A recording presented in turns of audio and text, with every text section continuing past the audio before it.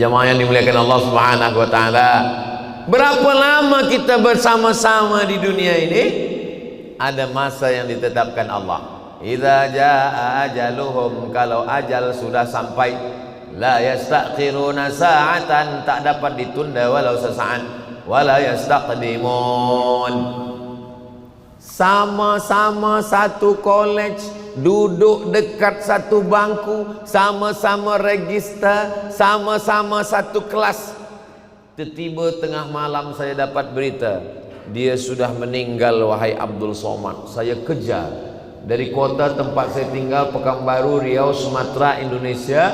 Saya berangkat lepas maghrib, 12 malam baru sampai. Begitu sampai di kampung, mana jenazahnya? Jenazahnya sudah masuk liang lahat. Saya hanya boleh di atas, solat jenazah dari atas kubu. Allahu Akbar. Selepas itu baca Yasin, baca doa, meleleh air mata darah kawan yang dulu tak dapat naik balik. Maka selepas itu, bila ada orang mengundang saya datang, asal nampak saya ada orang buat, Ustaz Abdul Somad bila datang, saya datang. Ada jemputan, saya datang. Sebab apa? Penyesalan yang mendalam sebab tidak menyambung tali silaturahim semasa ada kehidupan. Jadi kalau kita ada kawan, datanglah. Sebab apa? Nanti kalau sudah menyesal, biasanya penyesalan itu datang manakala ketika sudah pergi, ketika sudah tiada, barulah terasa kehilangan. Maka kita diajarkan Nabi SAW, man ahabba yusatalahu fi rizqihi, siapa yang mau lapang rezekinya, wa yunsa'alahu fi atharihi, mau panjang umurnya, falyasil rahimahu, maka hendaklah dia menyambung silaturahim. Cubalah pejam mata kejam, bayangkan berapa kawan sahabat kita yang dah dulu. Mereka lebih muda, mereka lebih sehat, mereka lebih kaya, mereka lebih handsome, tapi mereka dah dulu.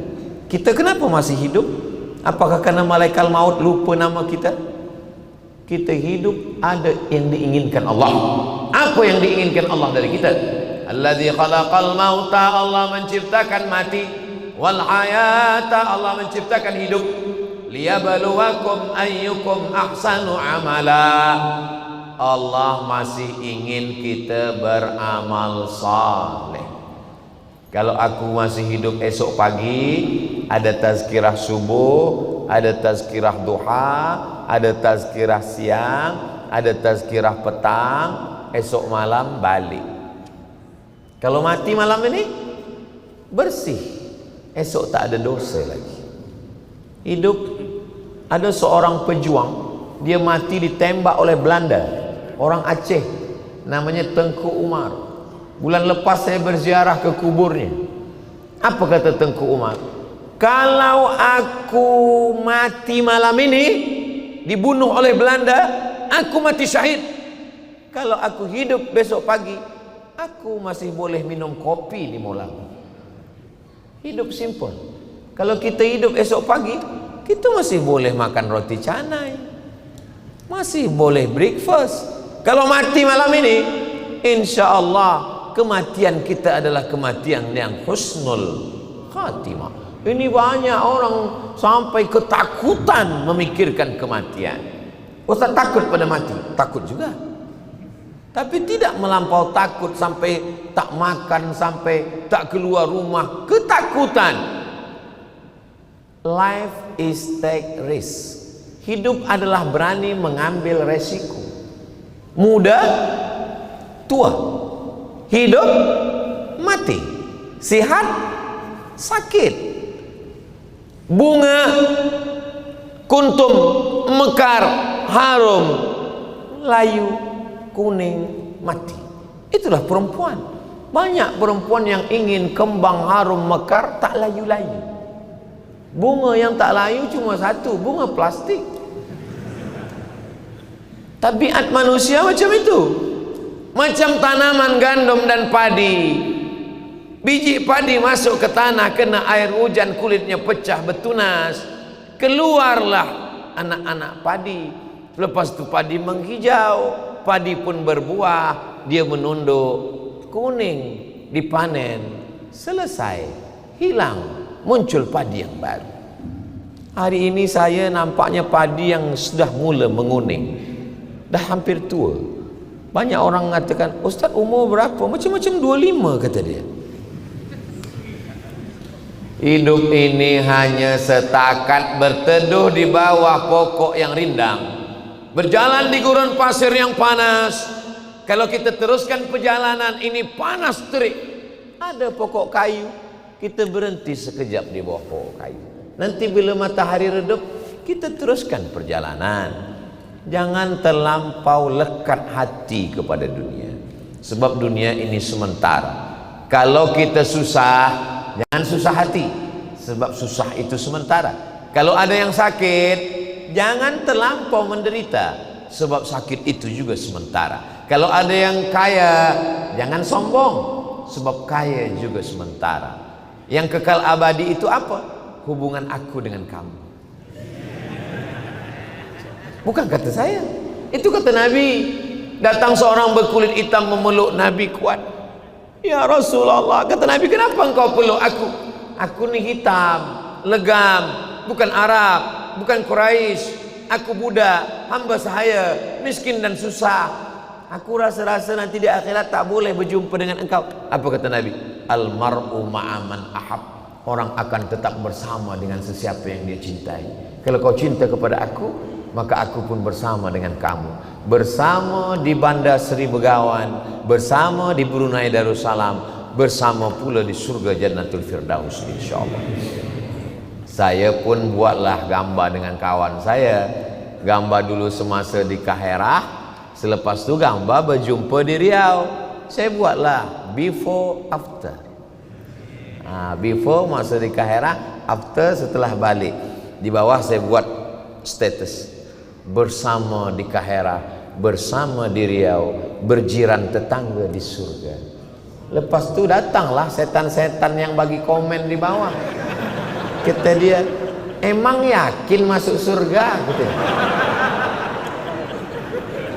Ilaha illallah Muhammad Rasulullah.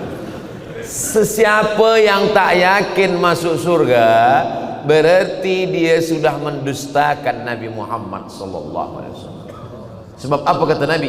Man qala la ilaha illallah Muhammadur Rasulullah dakhalal jannah. Siapa yang mengucapkan la ilaha illallah Muhammadur Rasulullah pasti masuk surga. Nabi menjamin, garansi dari Nabi. Itulah kelebihan umat Muhammad sallallahu alaihi wasallam, pasti masuk surga. Dan kita masuk surga insyaallah. Ini kadang jamaah ini, Ustaz Abdul Somad, nanti bila engkau di akhirat cari aku di neraka. Apa ni? Kenapa yakin betul masuk neraka? Kita ni masuk surga. Boleh jadi Abdul Somad masuk surga bukan kerana tazkirah dia, bukan kerana haji dia, bukan kerana tahajud malam dia, tapi kerana doa orang soleh yang baik-baik. Di sini ada syabun nasya'a fi ibadatillah, anak muda yang beribadah kepada Allah. Kenapa dalam hadis itu disebut pemuda belia beribadah kepada Allah? Sebab kalau ada orang tua ke masjid, memanglah ke masjid, malaikat maut dah dekat. Tapi kalau ada pemuda belia ke masjid, innahum fityatun amanu bi rabbihim wa zidnahum huda. Mereka belia-belia yang dapat hidayah, ditambahkan Allah hidayah. Mudah-mudahan yang belia-belia ini istiqomah insyaallah. Saya, andailah ditawarkan malaikat, hai Abdul Somad, mahukah engkau aku buat belia lagi umur 20? Tak sanggup saya. Zaman saya dulu, untuk kenal perempuan susah. Nak kenal perempuan, tangan kita pun menggeletar. Nama awak. Sekarang dia tinggal cari saja di FB, nampak, terus hai, ada nombor tak? Grup-grup WhatsApp begitu mudahnya. Jadi mereka buat Facebook, mereka buat WhatsApp, mereka buat YouTube, mereka buat Twitter, mereka buat social media. Tujuannya supaya pemuda Islam rusak, hancur. Apa yang terjadi? yuriduna ayyutfi'u nurallah wallahu mutimmu nurihi. Mereka ingin memadamkan cahaya Allah, tapi cahaya itu tak padam. Dengan YouTube, dengan Instagram, dengan Facebook lah orang mengenal para ulama. Dulu banyak orang tak kenal Habib Umar bin Hafiz. Dulu banyak orang tak kenal dengan Al-Habib Salim Syatiri. Dari mana orang Brunei Darussalam kenal Ustaz Abdul Somad?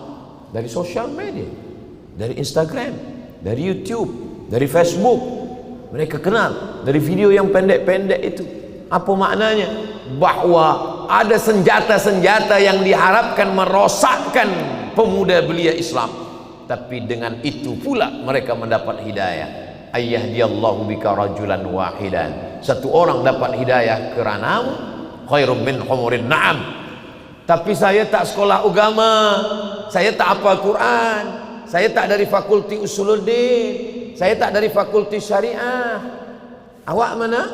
Saya fakulti usuluddin. Fil jannah. Awak dari mana? Saya dari jabatan Quran Sunnah. Oh, Jannatul Firdaus. Awak dari mana? Saya dari IT, teknologi. Neraka jahanam. Siapa yang ambil gambar saya? Siapa yang syuting? Siapa yang editing? Siapa yang akan upload? Mereka orang-orang yang mengerti multimedia. Maka dengan mereka lah dakwah ini sampai. Jadi tidak semesti belajar agama saja. Yang belajar agama baik, bekerja sama mereka. Saya pernah sampaikan tazkirah, saya tengok ramai pemuda belia bawa kamera.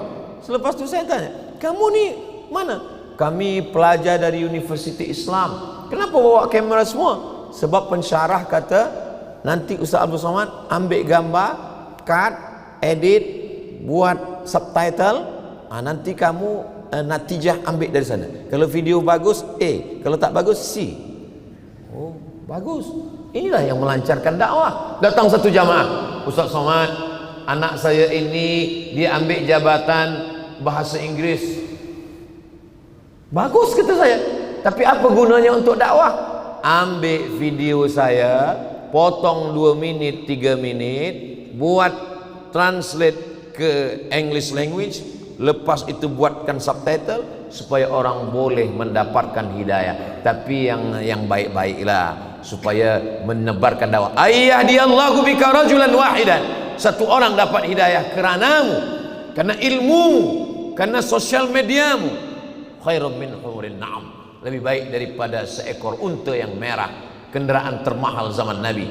Dalam riwayat lain, khairum minad dunya wa ma fiha. Lebih baik daripada dunia dan seisinya. Tadi saya mula pukul 8.30, sekarang sudah pukul 9.30. 600 mililiter, 60 menit kita bersama. Mudah-mudahan apa yang saya sampaikan ini menjadi amal soleh buat saya, buat kita semua, insyaAllah. Mudah-mudahan kita semua dibagikan keluarga yang sakinah, mawaddah, warahmah, anak-anak soleh dan solehah. Belia-belia kita diselamatkan dari LGBT, diselamatkan dari khamar, diselamatkan dari narkotik, diselamatkan dari perbuatan maksiat. Negeri ini tetap dijaga Allah. Baldatun thayyibatun wa rabbun ghafur. Ala hadhihi niyya wa kulli niyatin salihah. Al-Fatihah.